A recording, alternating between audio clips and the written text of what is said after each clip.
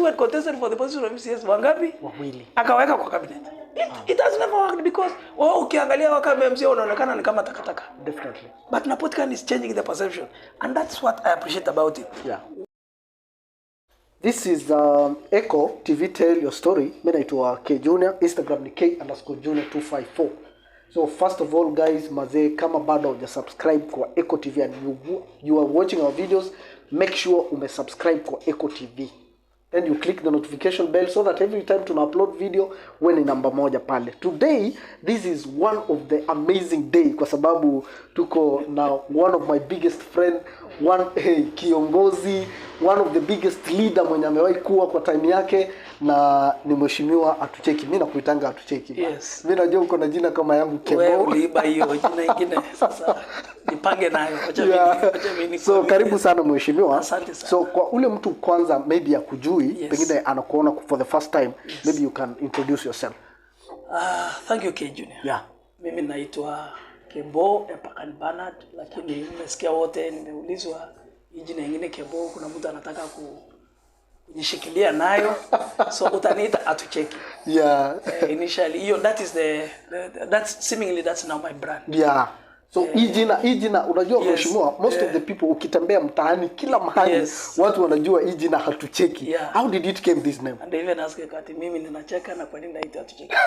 You know K Junior, I'm a recovering alcoholic. Okay. Maybe it is good for people to know. Yeah, definitely. I'm now 13 years in recovery. Wow. Since 2010, the 1st of January. Okay. Or 2009, the 31st of December. Yeah. Like I made a resolution. Yeah. As I was to enter into the new year. Okay. So, Hatucheki, you know Nameless. Yeah. You know Nameless, the artist. Nameless, the artist. The Kenyan Nameless. Nameless, I know the artist. Nameless, the artist. Now Nameless, yeah. When Nameless and others were coming into the music industry, there was a young man, Iza. Okay. Yeah, may the Lord rest his soul in peace. They got involved in an accident. Yeah. So Iza, ndio sasa alileta hii ngoma Hatucheki na watu, Nameless, Hatucheki na watu. I remember that time. Hatucheki na watu. So wakati mimi nilikuwa na kamata vitu ishika, so ilikuwa inashika na Hatucheki na watu. So ulikuwa unapenda that track? I like the track. Wow. I like the track. I don't really have much fun. Yeah. I enjoy music. Yeah. I enjoy music. I enjoy music cross board. Yeah. But kuna moja mbili nitaweza dance. Okay. And one of it was this one. Wow. Isa checking out. So I was one of the greatest fans. To Isa.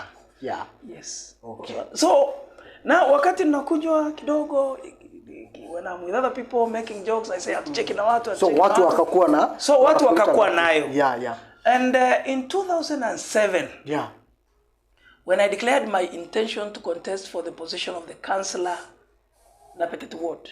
Okay. Napetet Civic Ward. That was 2007. Okay. So jina Hatucheki had already picked ground. Ilikuwa imeshashika ground kwa sababu watu walikuwa wanakuita hivyo. Yes. Yeah. So it became my name, and it was growing with me as I was also growing in my recovery, making amendments, reaching out to people. You know, now at that time it was not even picking well because people were saying this man was taking alcohol, amewachana na pombe, and is living. You know, but in 2013, there was a win for change.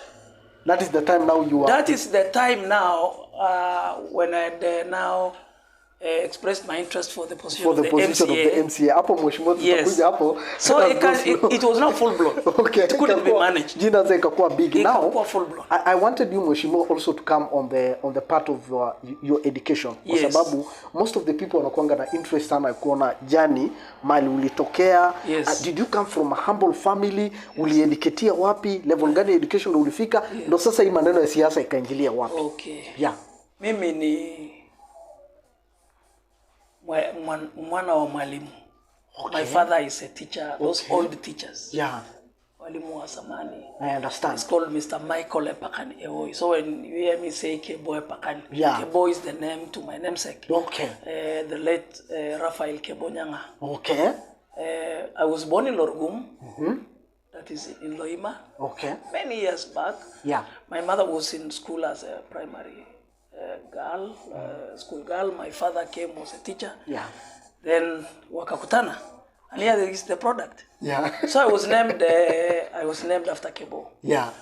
So that is me. That is my father. And my mother has been working with the church, with the parish houses. She has been cooking for the parish priests. Wow. She has done that work for long.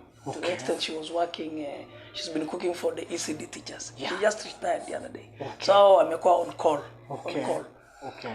So I have gone to a number of primary schools. I can't tell you which and which. Okay. Because sometimes wakati baba yangu, I tell you he's one of the old teachers, wale wa samani. Yeah. You remember kuna watu kama wanaitwa hakuna posho. Yeah. Those days kulikuwa na watu kama Mr. Simba. Okay. Watu kama Mr. Onyango. Wale walimu wa samani sana. Kuna watu wanaitwa Mr. Sugar. Yeah. Wengine kina Kalipita Zulukwamor. Yeah. Mr. Ingolan, I think is Ingolan, I know. Somewhere here. I know, kabisa. One of them, Mr. Egron is still alive. He's okay. So kuna kina Barnabas Koloi, those teachers. Yeah. Kina Joachim Kalale. Yeah. Call them. There are many. Yeah. So many of them have left us. Okay. But there are a few of them who are still there. Yeah. They're with us. Yeah. You know, when you see them, you really feel humbled. Definitely. Because these are true teachers. Yeah. These are teachers who are on a mission. Yeah. These are teachers whom I can say were missionaries. Definitely. They went out there to open schools. Yeah. My father is one of them. He opened a few schools. One of them is Kankudu Primary School. Yeah. I can remember Namorotot Primary School. Yeah. And amongst other schools that he went. He told me the first posting yake, he was posted to Lomelo. Turkana East. Turkana East. That's I understand. The first posting. That is one of the places that is dangerous. Exactly. Right now, exactly. Yeah. So that's why he was posted. And you know his father comes from those sides. Okay. Yes. So after your primary, you went to which high school? I went to Kataboy Primary School. That's why I sat for my KCPE. Okay. In 1992. 1992. When Turkana was the best in the country. Wow. Now the newspaper, those days ilikuwa ni newspaper, sasa hii maneno ya sasa hivi like we are in this conversation and some people definitely. So Nyandarua ilikuwa imesumbua Turkana sana. Yeah. Remember those were the days of the late Anthony Aton Bay with the red car and like something had to happen. Turkana, we have to beat Nyandarua. Turkana, I remember, was number 11. Then it came to number 4. Then it came to number 2. In our year, Turkana was the best. Okay. It topped. Yeah. So the headline will go Turkana tops in KCPE exam. Definitely. So I sat for my KCPE at Katabe Primary School. My head teacher was Mr. Lokioto. Mwalimu Lokoro was my teacher. Mwalimu Lokoro? Yes, Lokoro was my teacher. Okay. He was teaching those days. A few other among others. Okay. Then I was lucky to be invited to join Lodwar Boys High School, then a professional school. Wow. Wakati huo ilikuwa ni you either go to a national school ama admission inafanyika na Nakuru, then you get your admission letters. Yeah. Or inafanyika Lodwar, then you go to the district schools. Yeah, definitely. Now I was lucky to join Lodwar Boys High School. Lodwar Boys High School. Professional school. Yeah. I sat for my KCSE in 1996. 1996. Yes, my teacher was Mr. Peterson Gachagua. Wow. Wow. Then after that, I had expressed interest to go to the seminary. I wanted to become a Catholic priest. I heard about that. Yes. I heard about that. And you know, my late grandmother, Pusgora will say, by the Kirure Mudungut. Nasikia unataka kuwa mzungu. Yeah, you know, they used to believe that when you become a priest, yes, ati sasa unakuwa mzungu. It's like I was now with the Sheikh Aremon, and I was telling him, you know, we are saying you guys are Somalis. Yeah. Ati sasa Muislamu we are associated to those who came with the religion. Yeah. So hata here too, like it is associated na wazungu. Yeah. So I said no. I had to explain to her. Yeah. Like just Mwalimu was telling us, no, it's not about the community. Yeah. They are also Muslims. Yeah. But the religion is Islam. We told him, no, we are just making a joke of you. Yeah. And I gave this example that I'm giving now. Definitely. So it was not possible. It was not possible for me to what made an ordained priest. What challenges do you face? I later come to realize they said I have a very strong personality. Okay. Because I speak my mind, I speak my soul. Okay. I have grown up in a situation where I have engaged life. I have interacted with life. Junior, I don't get excited. I'm not carried away by life. I live my life as it is. That's why maybe people will ask, now, guys, in politics, when you come out, you get depression. Inakongoja kwa get. Kweli. My life is being straightforward and being honest and living that time. Definitely. I don't mean I don't have the pain, but it's a way to really engage it. Yeah. But importantly, yeah, I got my inspiration to speak for what is right from the late John Christopher Mahon, the Bishop of Lodwar. The bishop, yes, I remember. Amunos. I remember. Na unajua sisi ni wale vijana wa kanisa. Kweli. Wale ambao tulianza hii sauti ilikuwa inaitwa sauti ya vijana. Yeah. Then ikakuwa sauti ya jamii. Yeah. Then we have the youth program. Yeah. With Wilhelmina Sekon, with Mary Tioko, of course Mr. Davis Wafula was there with us. Yeah. The late Lopur, we had people like Mwalimu Akute and others. So we were there. We were trained by the church. We were trained in the initial stages of YCS. Yeah. In school. Yeah.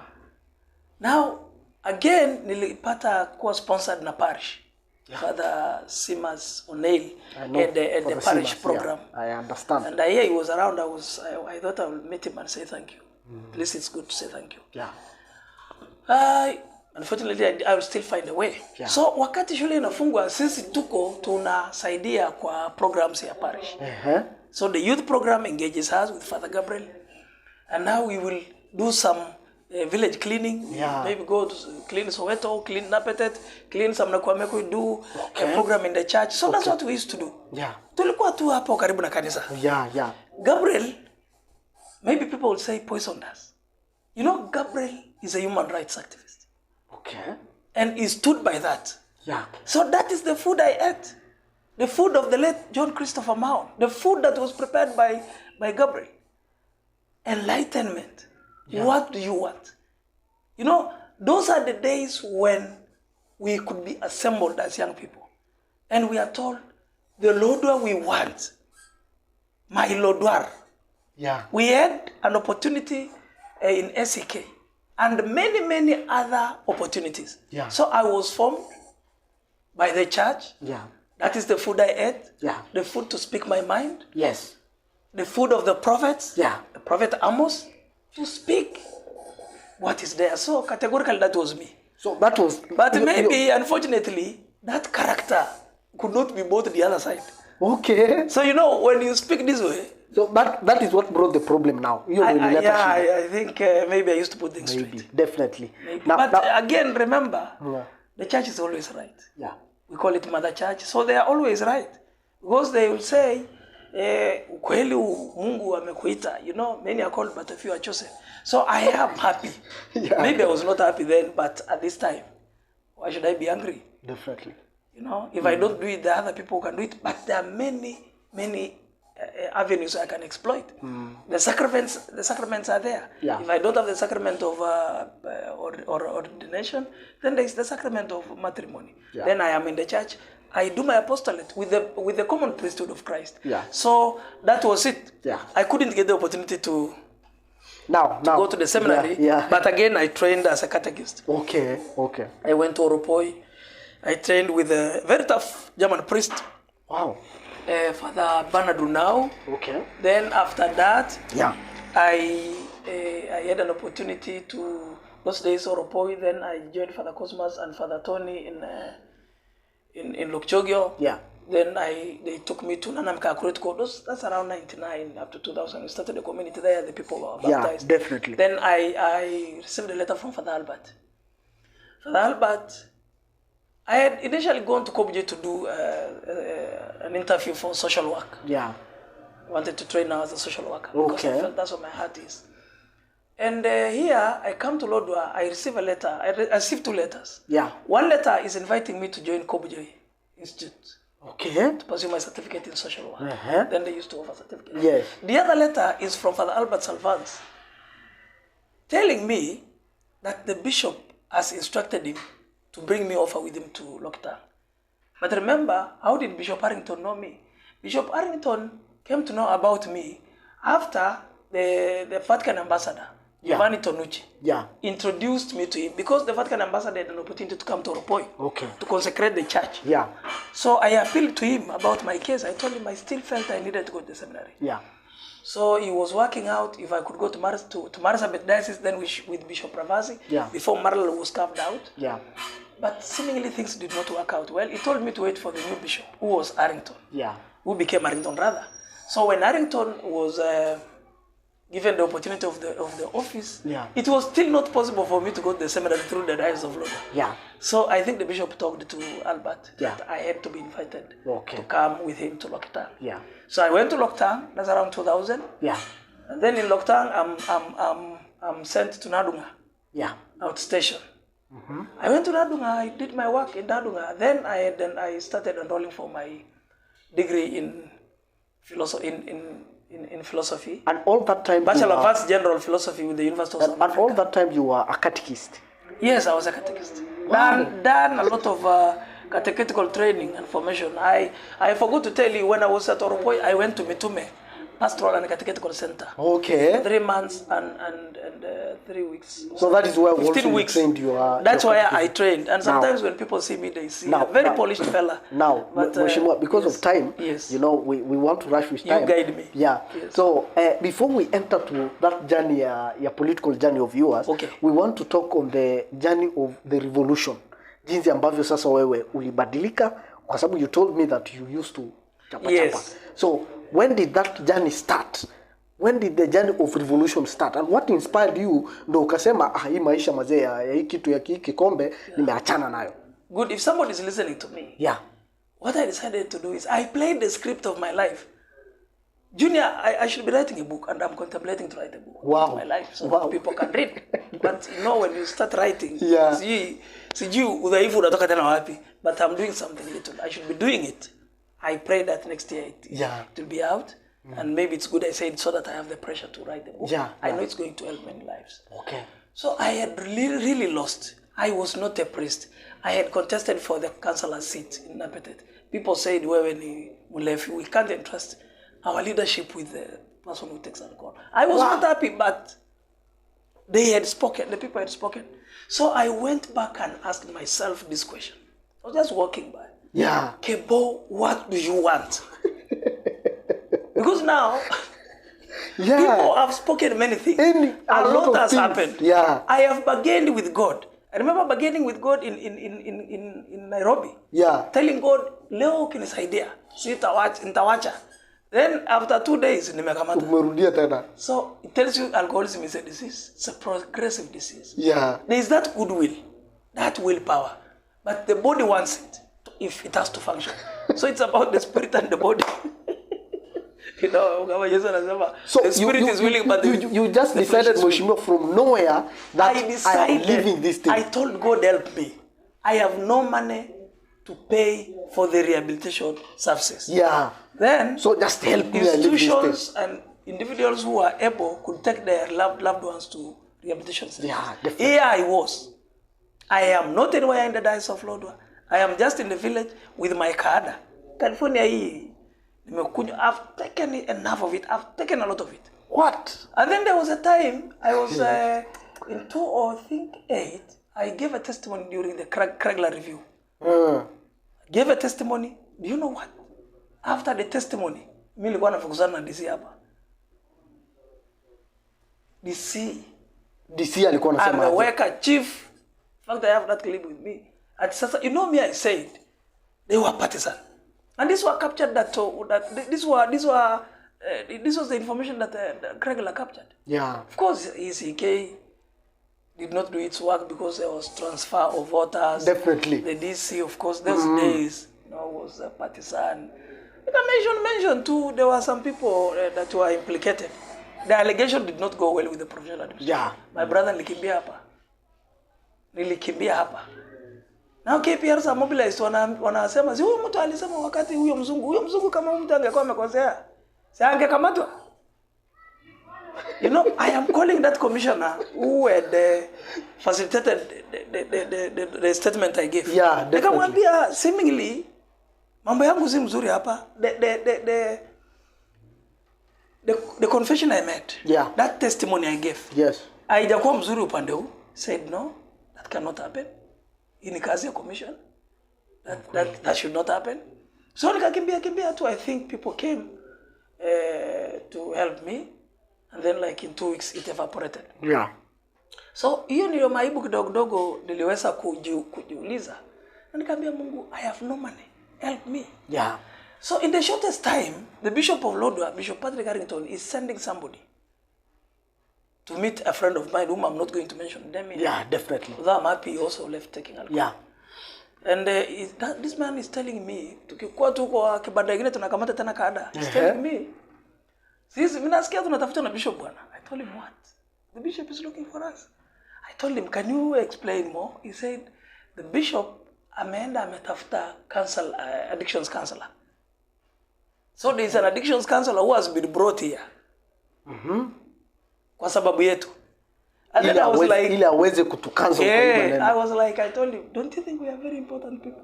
And the bishop will take the trouble to go all over the world to seek for getting us a counselor. Na tena sio counselor wa kawaida mzungu. I think we need to think about this. And I told him we need to think about it. Because now that prayer I made, to me was like, Mungu alikuwa anaitikia. Ni ukweli. That is so in the shortest time, I went to meet the bishop. Yeah. Kaambia watchman, ngependa kuona bishop. Yeah. And the watchman said the bishop really wanted to meet you. And then he told the bishop I was around. The bishop came out of his house. And he told me, it is true, I had sent for you. But this is it. Wewe nenda, go and meet that counselor. When you will have met the counselor, let him report to me on your progress. Yeah. Now you are growing. Yeah. So that was it. That is how you That was around November. Now. Mimi nikaendelea kunywa pombe yangu. Nikaendelea kunywa pombe yangu nikisumbuka. Maybe this bit is important. It's important somebody will be following us. Definitely, don't know. definitely. Maybe this bit is important. So I went to the church. Then napita tulikuwa chapel. In the evening of the 24th, unakumbuka ile the Christmas Eve. Yes. So kulikuwa na the prayers of the faithful. I have also come to pray. Yeah. And you know, one lady who had voted for me in 2007, akasema, jamaa ameleta tena hii maibu yake hata hapa. I heard about it. So mimi nikanyamaza. People started murmuring. And the priest here, I won't mention his name, passed on, is seated now to see how I'm going to react in prayer. Yeah. So mimi nikanyamaza tu. Other people prayed, now ikafika my turn. So I prayed. I said, now see God, I'm here. Mimi niko hapa. Ni kama hata nabaguliwa tena na Wakristo. I'm supposed to be here. Hii kanisa tumejenga wote kwa imani. Kweli. Wale wanaona they belong here and those of us who seemingly are being discriminated. Yeah. This faith came with us with Bishop Mount na tumefika mahali tumefika. Yeah. But nonetheless I am here also to make my prayer. Because it is important I make my prayer. But as I make my prayer in this Christmas Eve, it is critical that whoever thinks can discriminate me in the church should understand the church is a sanctuary where I should come. Definitely. Then I said, Bwana utusikie, and they responded. So I felt hiyo maombi imefika kwa Mungu. Father akacheka. You know, now Father realized, mimi nimechukua mkono yangu. And now I'm petitioning God and it is allowed. It's allowed you petition God. Because when you go to the church, your intention unapelekea Mungu. It doesn't forget about the rest of other people. They are there to work with you. Lakini mahali wanataka kuwa kikwazo, make that distraction part of your prayer. Yeah. So ikakuwa hivyo. K Junior, mimi hiyo sasa ikanisumbua zaidi. Now I was asking myself this question. Kama mimi sasa hata sitakubalika kwa kanisa. Why is the sanctuary mtu kama mimi nitakieliwe? I am not dead yet to be amongst the dead in the morgue. Then mimi ni mtu gani? I have to make a decision. Of course I cannot die. I have to live. So I said the 1st of January 2010 should be a day I have to make a resolution. And I made a resolution. And I thank God I live for one day now 13 years. Yes. And it is voluntary. Juzi hata wakati nilikuwa kwa siasa wengine wanasema amerudi kukunywa. I told them just stop it. Because mimi niliacha kwa sababu yangu. Mimi siwachi I don't entertain. This is a serious matter. Yeah. So I met the addictions counselor on the 8th day of my recovery. Okay. Tarehe 8 hapa Bishop Mount Center. Yeah. I told him my story. Then he told me ni siku ngapi? Asked me ni siku ngapi? I told him it's 8 days. Kanambia that is great. Mlevi hata siku moja peke yake. Ni ngumu. Ukiwacha ati you stayed for 1 day, umejaribu. 8 ni siku nyingi. And this is what he told me. Yeah. Go and keep coming. Yeah. For today, don't take. And let that be what you do every day. Okay. You wake up in the morning, you make the commitment. Okay. Just for today. Okay. Just for today, Yeah. I won't take. And that's what I do. Yeah. When I wake up in the morning, I don't take my alcohol, my day is okay. Okay. If I happen to take now, you'll forget about me. Wow, hutakuwa na tamaa ya kuniita hapa. Because of allergy, I can take it and then I relapse. Then it's forgotten. What? So that is in brief. But if you'll have an opportunity to invite me in the near future, we can still speak more about it. Because that's volumes and volumes. It has a lot volumes and volumes of stories. Yeah, now. Yes. Mheshimiwa, I just want us to start inside your politics because Yes. I believe that you've been in politics. I have been. Unajua siasa ya Turkana pia, uko na idea about siasa ya Turkana. Wakati ambapo ulikuwa unalelewa, wakati ambapo ulikuwa unasoma high school yako, primary, una siku uliwahi fikiria kwamba utakuwa kiongozi? Ama utafuata lane ya politics? When I was a small boy. Yeah. Not those days, Ejore. Boy. Ejore. I tell you, Ejore. Yeah. You know, those days they speak about Ejore, then Ejore will speak. He will speak with a lot of energy. Yeah. And then he speaks about people. I felt I was in his shoe. I looked at him. I admired Ejore. Yeah. You know, to me, he was a model. Yeah. And then there were times Ejore would speak to the DC. Remember those days? DC. Oh, naambia DC maneno anakaa. But Ejore would dare the DC. What do you think of a child? At Ejore, daring the DC. Come on. And then stories are coming out. Yeah. Ejore, sasa, Ali stopped disarmament. Yeah. He was speaking with Moi. Who was Moi those days? Yeah. You know, like, to me, Ejore was another being. I was trying to understand him. Yeah. So that's, I suppose he incited my spirit. Yeah. I appreciated politics, but I had not thought I would join politics. You'll one day I just join appreciated politics, and I felt it is worthy Yeah.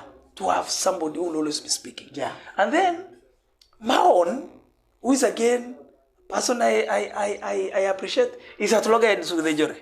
And now I'm looking at it like, so Maon would be there to challenge Ejore. Ejore would challenge the DC. Ejore would be there to stop the disarmament. You know, this, what wanaimba, it comes from the songs. I don't know.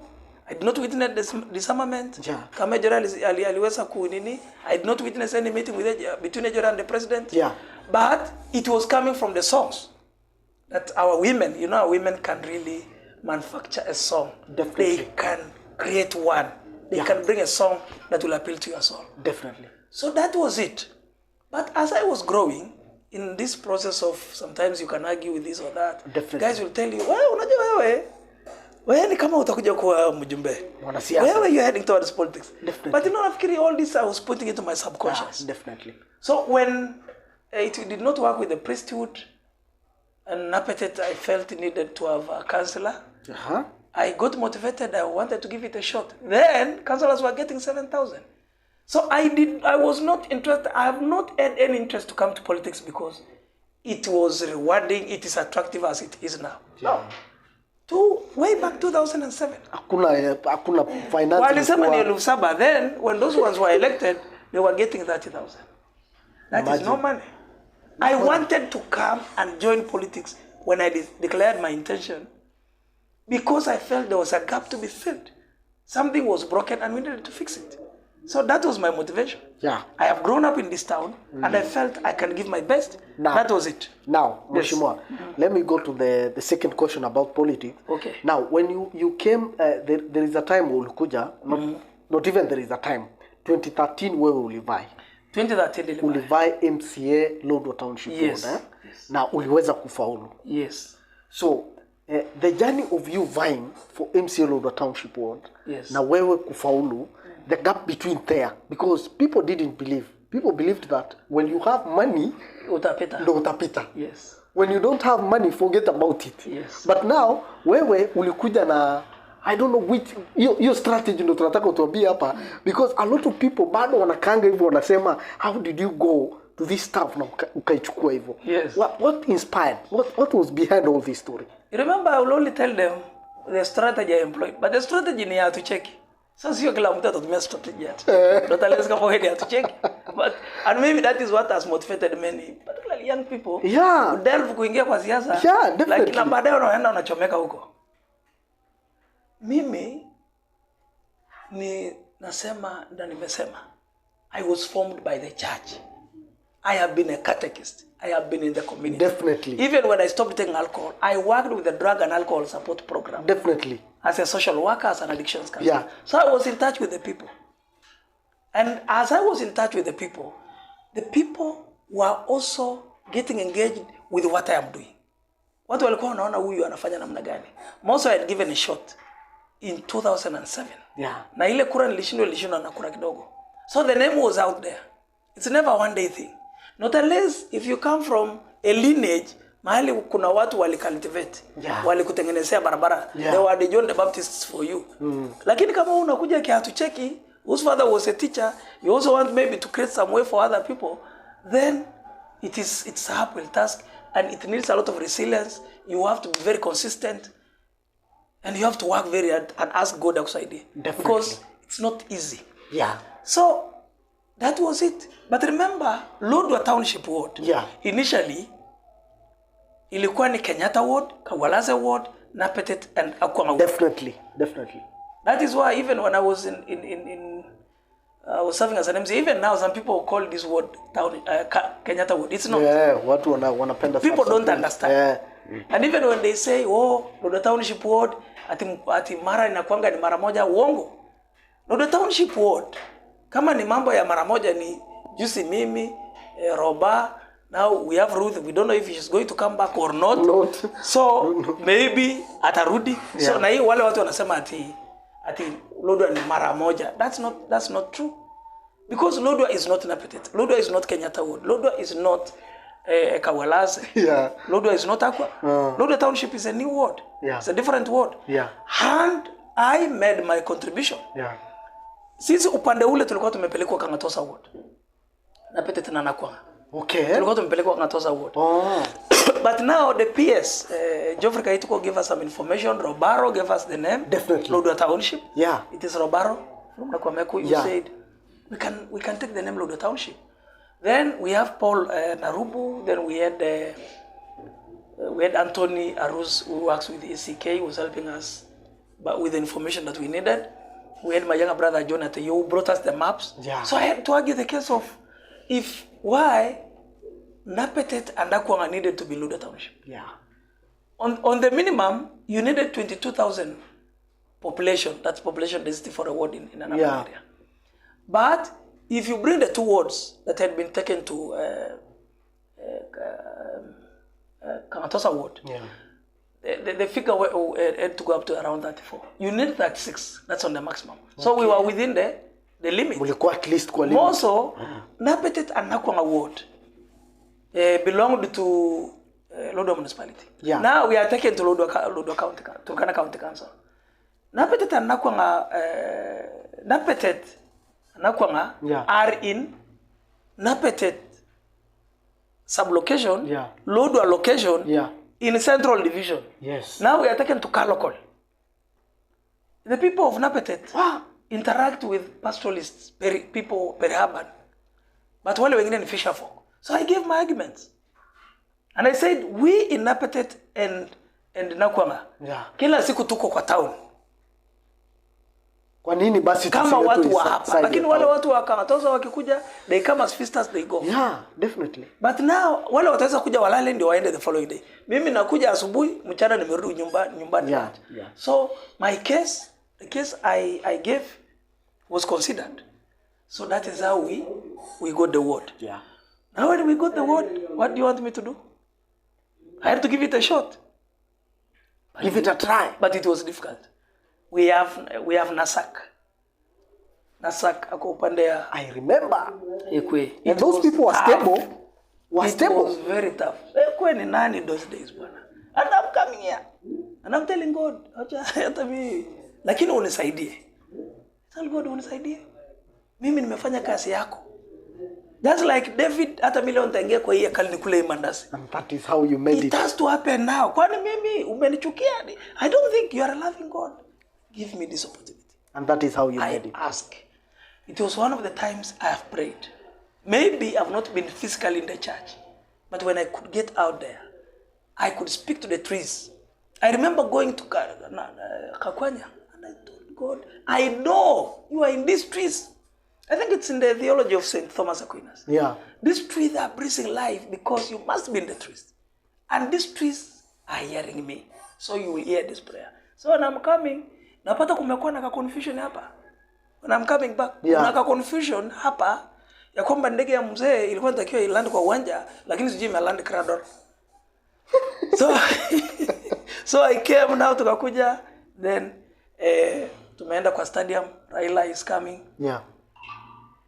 Kwanza okay, Raila is coming, then na Raila amekuja, watu wameambiwa wakuje. Now I'm coming and the people are so kind and generous. They really supported. Yeah. They really supported. So that time kuna madhambi ilifanyika URP. Eru got the ticket. I think that was to my advantage. You know, my brother will always speak his mind. Yeah. So wakati watu wananiuliza, anasema ni ukweli. Anasema you know. Yeah. So me I realized hii kitu hii siasa imejengeje kwa gia. So acha tuelekee. So that is how it worked. At the last point, things were happening to my advantage. Vitu tu ilikuwa inakuja. I was just seeing like anybody. And I even hear the intelligence reports. I think State House was being fed with the information that ni mtu wa Europe ndio atachukua M.C.A. Bana. They were not expecting me. But it became clear when Raila came there. Like the last 2 weeks or so to the exam. Now Raila, sisi tumekuja. And then wakati ya Gwambo anapanda kwa podium, he wants to call wale anasema captains. Yeah. Kina Nano, kina Munyez, Roda Loyor, Peter Kai, those, that big team. And then people are saying, Hatucheki na watu. Now Agombo is like, what is happening? Why are people rebellious? They said, no. Sio ati watu wamekasirika. There is one of us anaitwa Hatucheki na watu. And then mzee angalia kando, somebody told me move up there. I went there and like people were excited and it was so humbling. Now, Mheshimiwa, I like that. As I told you that we want to go somehow faster. Yes. Because of our time. There is no problem here. So, Mheshimiwa, there is a time in wewe sasa umejipata kwa hii kiti. Yes. Umejipata wewe ni kiongozi. Wewe ni M.C.A. wa Lodwar Township. Na kuna vitu ambavyo wewe ulifanya. What do you feel that watu hawakuelewa kwa ile vitu wewe ulifanya? What do you feel that watu hawakuelewa kwa zile promises wewe uli accomplish mpaka they didn't make you again to come for the second time? You know, Lodwar, unfortunately ni town kubwa, ni town ya county. Ni ukweli. Na kila mtu akona interest. Yeah. Mahali kuna fitina ni hapa. Na mimi nimeona fitina ikikula. You know, ile fitina mimi nilikorogewa, saa hizi watu wanakula kwa vijiko vyao. You know, you don't manufacture fitina ufikiri. So that poison, kuna watu watakuwa wakikula tu. As long as you think you are around somewhere there, it eats you.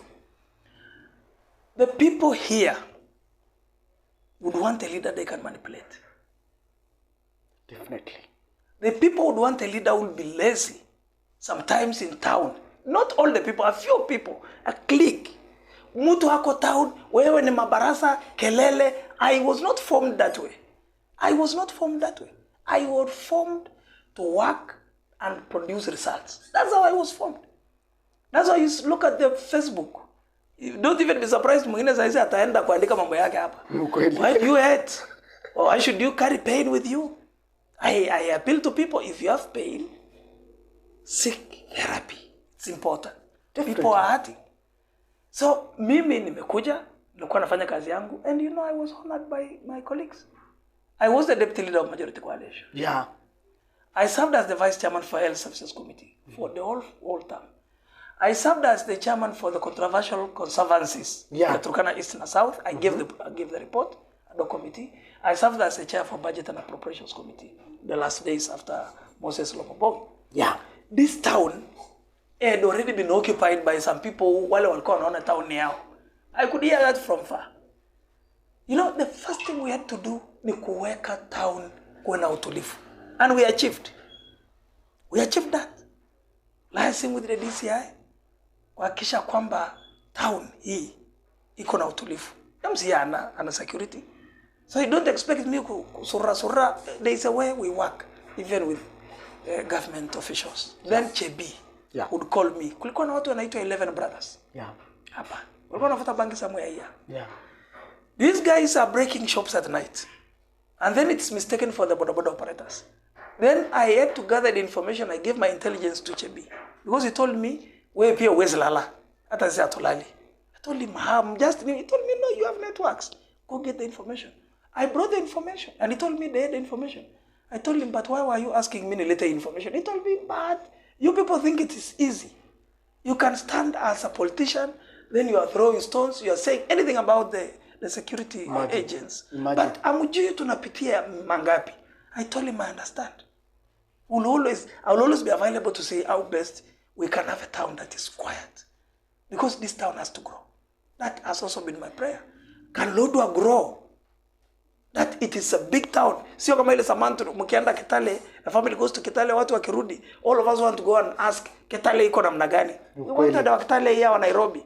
So Lodwar had to grow, and it cannot grow if we don't protect the investments.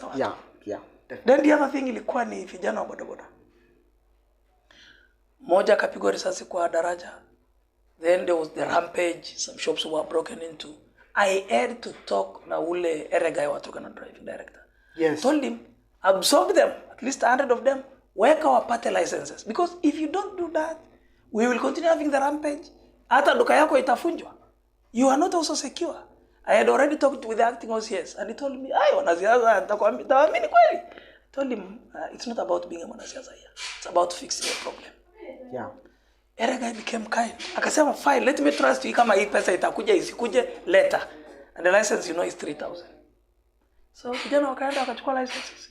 Worked with the Hailo Haito to see if their leaders could go to Rwanda so that they learn good practices. When they came, Moiskia bodaboda wana demonstrate kwa itao. We fixed the problem.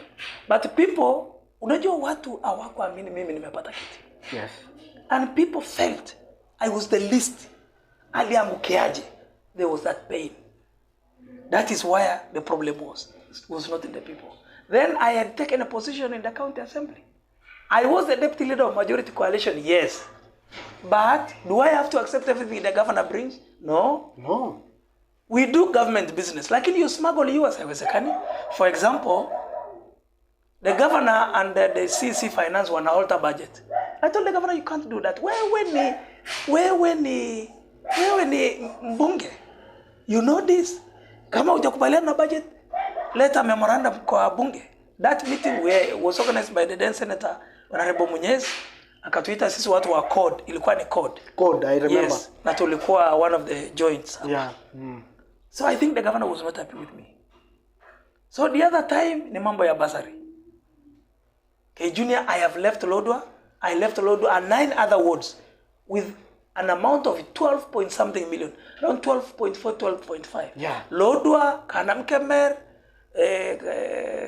Lokichar, Katilu, I think Kerry also, Lokori, Kakuma, Lokchogyo, Tankwel ward, 10 wards. Hiyo pesa bado haijakuwa challenged. And I was even thinking to bring a petition now in the county assembly if the governor and the county assembly of Turkana can allocate at least $1 billion. Ndio mambo ya school fees iwe ni kama haijakuwa dunia hii. Sorted out. Yes. So that was it. I am one person who took the position. Okay. So what would the governor do with me? What do you think he would do with me? Kupiga vita. Then now, in fact, wakati tulikuwa tunagombana kwa baraza, alikuwa anasema, ukitaka siasa utapata siasa. I told him, fine. We want the money for the children. The clause is there. The governor signed the law. Equitability clause. It's just about the CC. invoking the clause that is in Article 183, suppose 1AB of the County Government Act. Yeah. The county executive has to ensure the county legislation is implemented. Yeah. That is what I was only asking for. Okay. Lakini wakasema huyu mtu anaongea Kiingereza mingi. Huyu mtu sasa now you know they will say anaongea Kiingereza mingi. Wakati wanakutana na wazee na wale watu wengine wakati wanapewa handouts wanaambiwa huyu mtu ndiye adui wa hii chakula. Hataki nyinyi mkule. Ananisumbua sana. Now people are not happy. And then wale wa chama wanaambiwa amehasi ODM. But you know I kept one thing. The governor is the deputy party leader of my party ODM. Yeah. But he's also the governor of Turkana. Okay. He whips me for matters party, I come. But when I come to the county assembly, I don't do legislation and representation now, and oversight. Yeah. Oversight, according to me, ni ile nyundo Raila alikuwa anasema serikali inahitaji nini? Nyundo. And he did not hakusema inahitaji kwa serikali fulani. Yeah. Sijui watu wa ODM waache. So mimi watu wa chama wakaambiwa amehasi chama. It was not true. Do you remember my bishop is asking me sometime, I hear you have another wife. I told the bishop, I only have a child.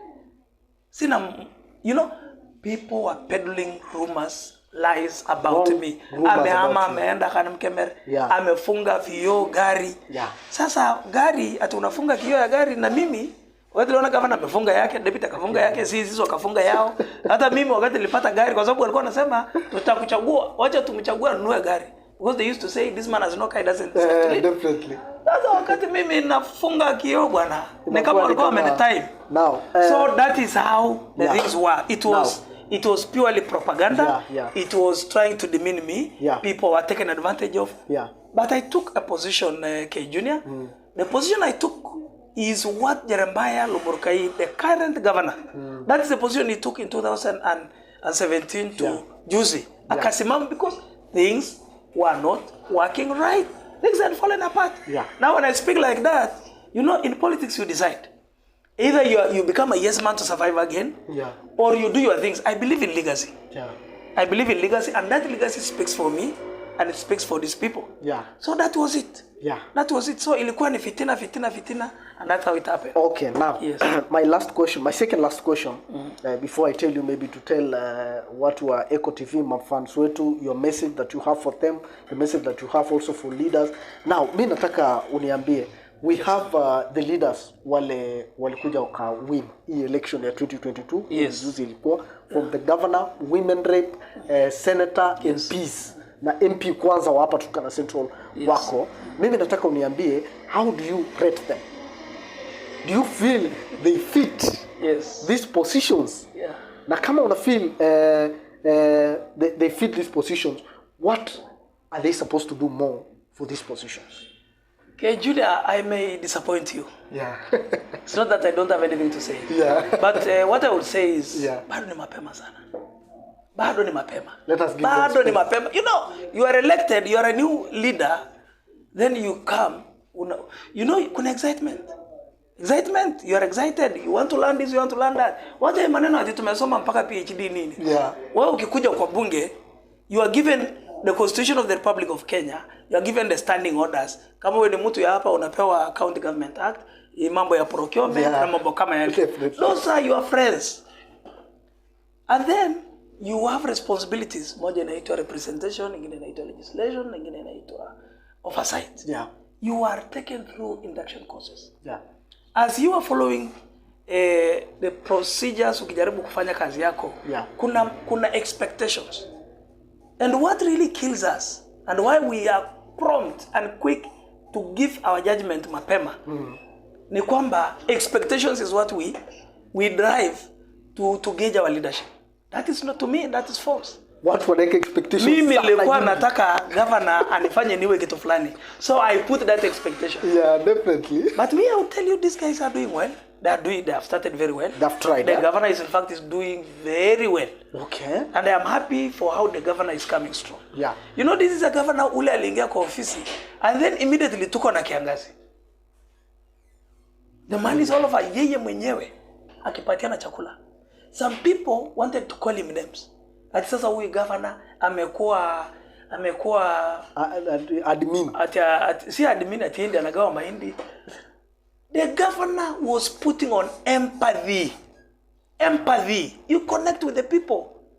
That is one ingredient sometimes as politicians atupatii watu.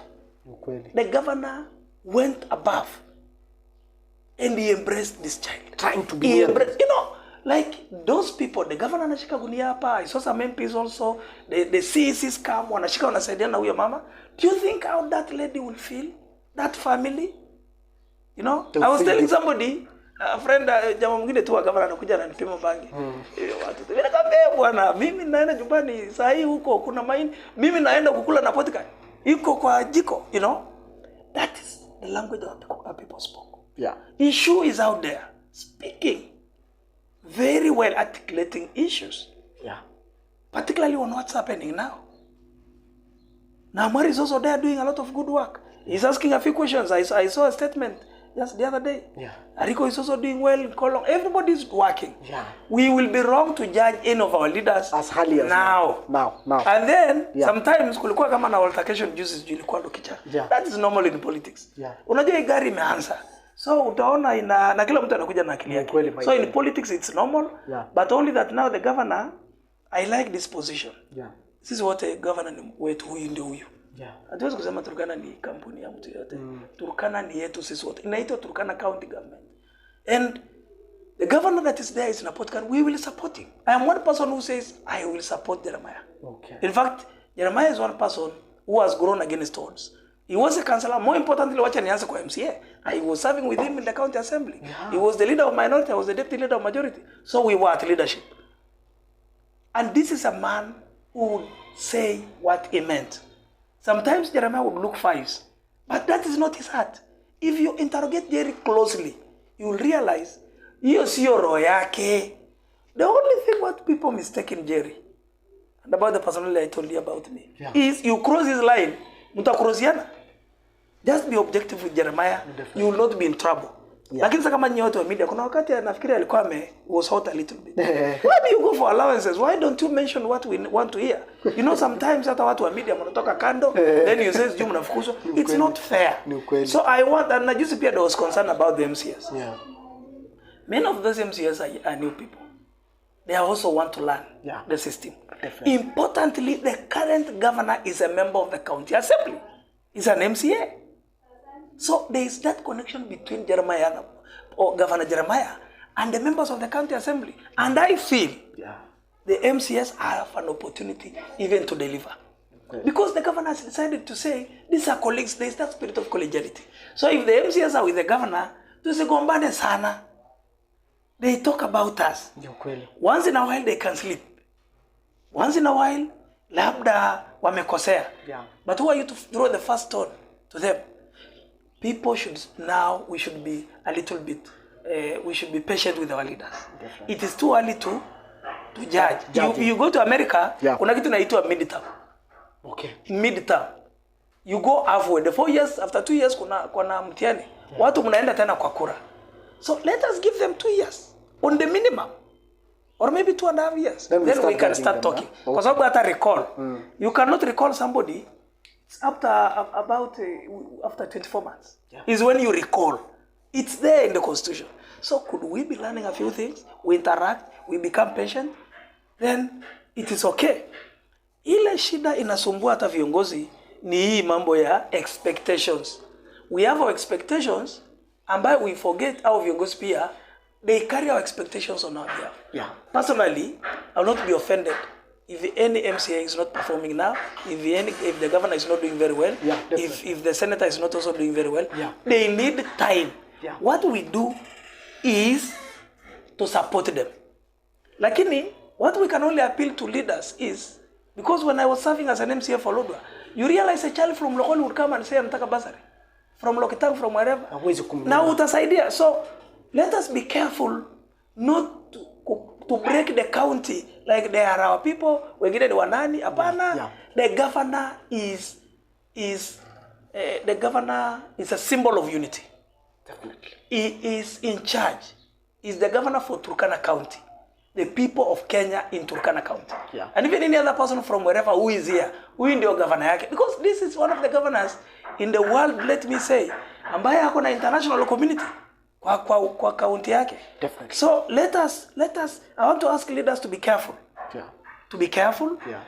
Governor amejaribu. Yeah. Wakati alipatia CECs. In fact, do you know this governor gave 2 M.C.As? Guys who had contested for the position of M.C.As, wangapi? Wawili. Akaweka kwa cabinet. It has never worked because ukiangalia wakati M.C.A unaonekana ni kama takataka. Definitely. But Napotikan is changing the perception, and that's what I appreciate about it. Yeah. There's one chief officer. Now, among those who have been appointed, Definitely. although he served initially as a chief officer, now he's been appointed as a chief officer. Definitely. You know, this is a governor who wants to see kama kile mtu anapata. And there are new names. There are new names. Yeah. There are people we predicted. Ambao walikuwa upande wake kweli wakati wa kinyang'anyiro. But there are also some names that we could not imagine. Who are there? They've been given an opportunity. Let us support. Definitely. For MCAs, fanya kazi yako.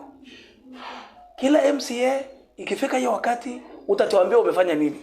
Definitely. Wewe piga mambo yako kwa county hapa. MPs. It's very simple. You have a political office inaitwa constituency. Yeah. Wewe uko na CDF. Do something.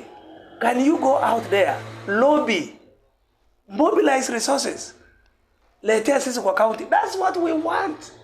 Hii mambo kidogo nini. Hakuna mahali Waturkana wengine wataenda. Ni kweli. Governor ni huyu, county ni hii, resource ndio hii, watu wote wataenda hapa. Definitely. Let us support Napotikan. Yeah. Let us support our MPs. Yes. Let us support our MCS. Yes. Let us not be quick to judge. Yes. Let us guide them. Let us advise them. Yeah. It is important. Appeal to them.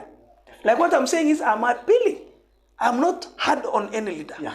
But I'm only appealing that as you try to say this, maybe you are right. Yeah. But remember, there are also other people who look like, but will not condemn you for that. Yeah. That's a slip of the tongue. Yeah. Ofisi hizi za serikali, kuna ofisi, there are offices that are held by contract. There is no designated office for a particular area. Yeah.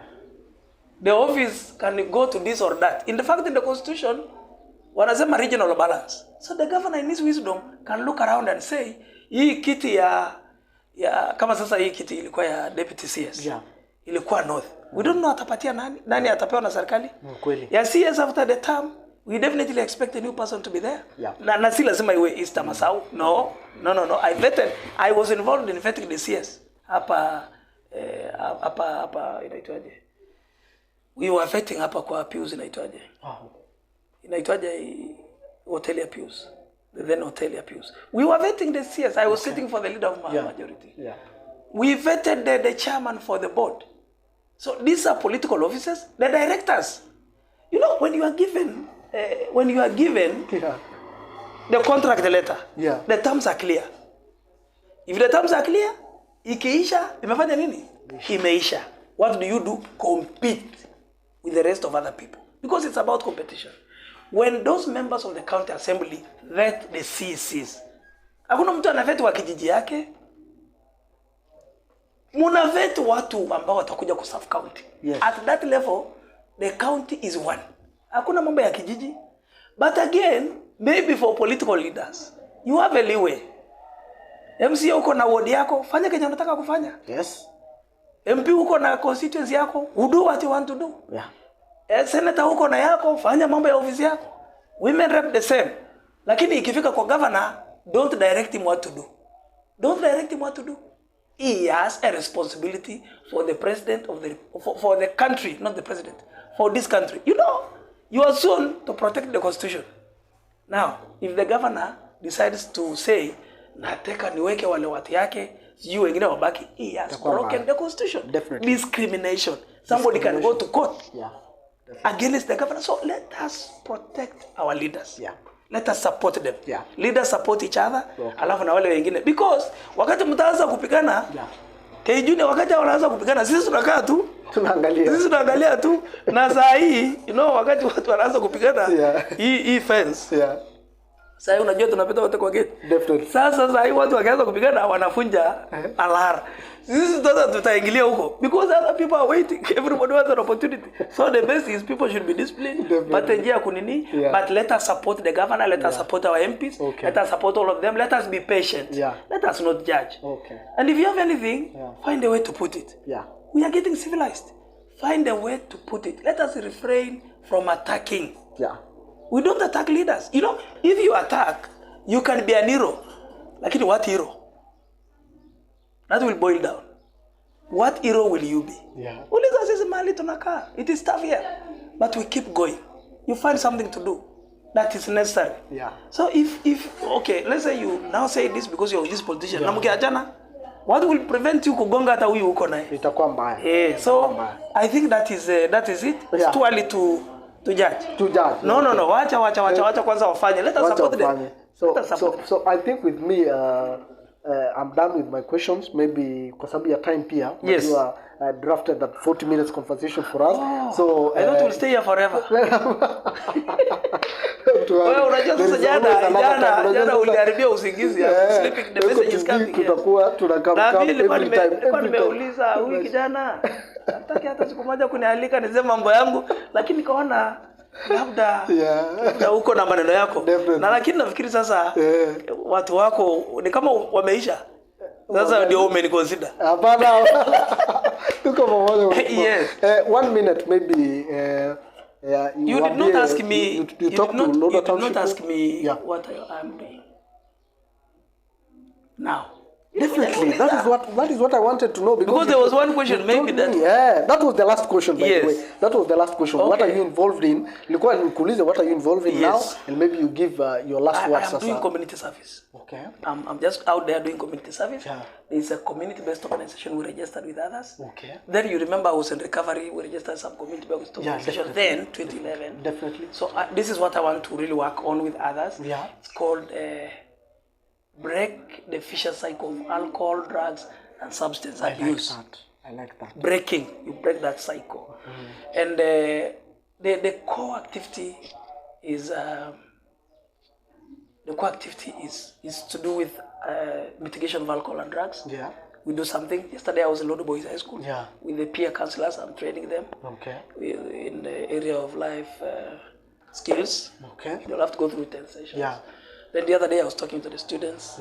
I've had an opportunity to go to some other schools also. So we have something in the area of reproductive health. Adolescent sexual reproductive rights and health. Because alcohol in English we are doing something with people living with AIDS who have been taking alcohol and defaulting in medication. A lot of it. And now a friend of mine was asking me to come up with how we can integrate the 12-step program of recovery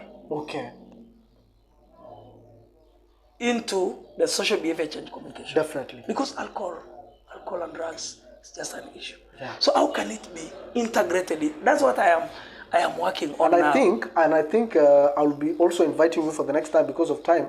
I'll be inviting you so that now you give me, based on the provision that you're doing now, what you're working now, you tell me maybe the challenges, what do you want to do about it, and everything about it. Exactly, and you know what informs that is not that I'm in recovery. What informs that is I'm a trained counseling psychologist. I'm also a trained addictions counselor. So besides being a politician and all this, so I have that training in that area. We'll be having our office in Nanjala Center. We should be having an operational office this month or maybe next month. So I think that one I will invite you to speak about that. So maybe your last words to Kimalizia. My last words to the people of Lodwar is that tuwe na utulivu. Tuwe na utulivu. Tuweze kusupport yule ambaye tumemchagua. Definitely. Yule ambaye yuko kwa kiti kwa sababu mtu hawezi pata kura zote.